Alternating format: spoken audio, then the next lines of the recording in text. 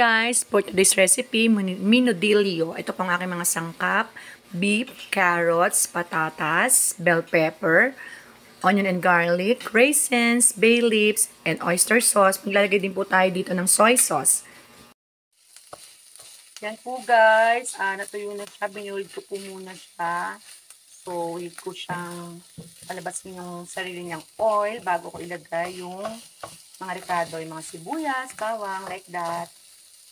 Yan, golden brown natin siya kasi mas maganda pag golden brown talaga ang meat.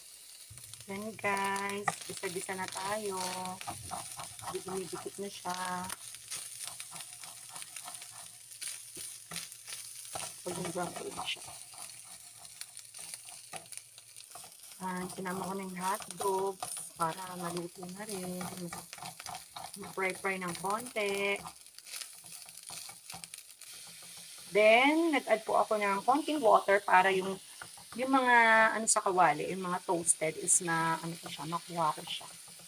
Yan, kasi nagdadagdag din po ng ano yun, lasa. Then, oyster sauce. Kayo na bala kung gusto nyo lagyan ng ibang ano, pampalasa, like beef cubes. Pero ako hindi na ako naglagay kasi naglagay na ako ng onion powder. Ayan po, nilagay ko na rin yung carrots at patatas. Then siguro mag-add ako ng tubig po para makatulong na mapalambot natin ang patatas, especially yung carrots kasi yun talaga yung matagal lumambot, diba? Eto guys, ilalagay ko na rin ang bell pepper at ang bay leaves or laurel.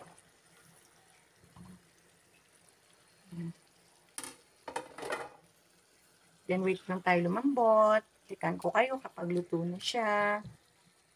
Yung raisins, huli ko na siya. May ako na siya ano.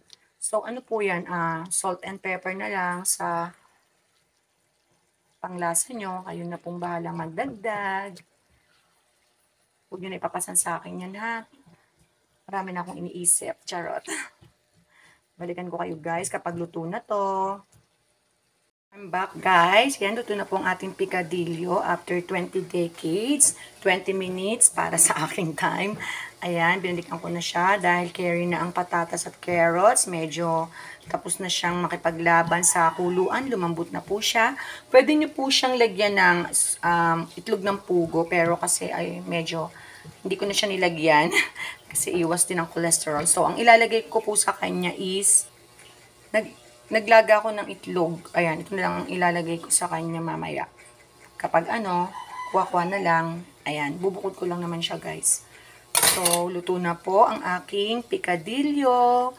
Hope na gayaan nyo ang recipe na to. Napakasarap.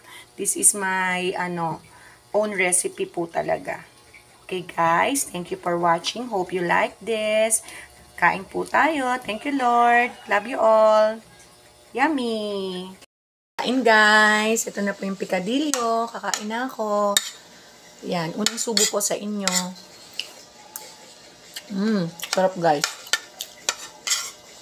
Pwede rin itong palaman sa tinapay, diba? Sa mga empanada parang ganito eh. Sarap po niya. Gayahin niyo po siya. Sarap po. Enjoy ko muna yung food ko. Thank you po. Gayahin niyo siya. Love you all.